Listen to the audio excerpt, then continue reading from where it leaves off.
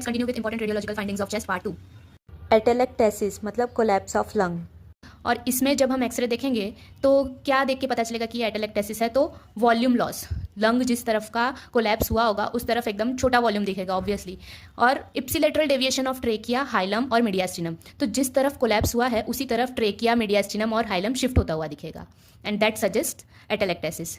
Then comes hydropneumothorax. It is characterized by air fluid level in pleural space that runs horizontal. Straight, एकदम straight line हमको देखने को मिलेगी अगर हाइड्रोन्यूमोथोरैक्स है तो. पेशेंट की पोजीशन उसमें मैटर नहीं करती है, पेशेंट बैठा हुआ है, लेटा हुआ है, बट एयर फ्लूइड लेवल जो है एकदम हॉरिजॉन्टल देखने को मिलेगा हमको. Sarcoidosis typically presents with bilateral hilar lymphadenopathy on chest X-ray. Chest X-ray पर हाइलर लिम्फ नोड एनलार्ज मिलेगा सार्कोइडोसिस में. सिलिकोसिस में एग शेल कैल्सिफिकेशन देखने को मिलेगा हाइलर लिम्फ नोड्स में. मतलब जब भी हम एक्सरे पर देखेंगे तो हाइलर लिम्फ नोड्स पे वाइट वाइट वाइट वाइट एकदम कैल्सिफिकेशंस देखने को मिलेंगे हमें. Deep sulcus sign on supine chest X-ray suggest pneumothorax. Pneumothorax का जब भी हम चेस्ट एक्सरे देखेंगे तो जो सीपी एंगल है वो हमें डीप जाता हुआ दिखेगा और पूरा एकदम डार्क ब्लैक दिखेगा. That suggest deep sulcus sign. Thumb sign हमें एपिग्लोटाइटिस में देखने को मिलती है, और स्टीपल साइन हमें क्रूप में देखने को मिलती है.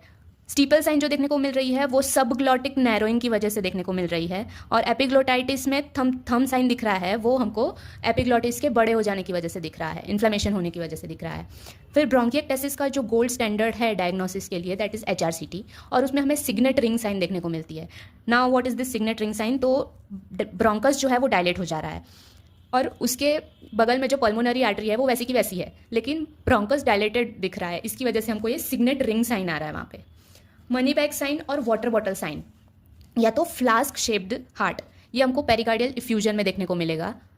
कोआक्टेशन of aorta in adult suggest rib notching, shows rib notching due to collateral vessel dilatation and the 3 sign on aorta.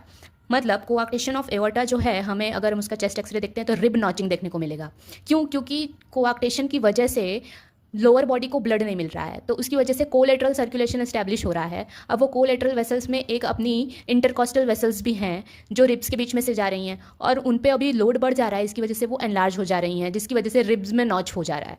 And 3 sign on aorta. 3 sign on aorta मतलब हमको 3 का साइन देखने को मिलेगा, और वो क्यों? क्योंकि जो ये अपर पार्ट है 3 का वो बताएगा कि कोआक्टेशन के ऊपर वाली जगह, और जो लोअर पार्ट है वो कोआक्टेशन के नीचे वाली जगह, और जो कंस्ट्रिक्टेड जगह है वो कोआक्टेशन है, ऐसा बताएगा. So that is 3 sign on aorta.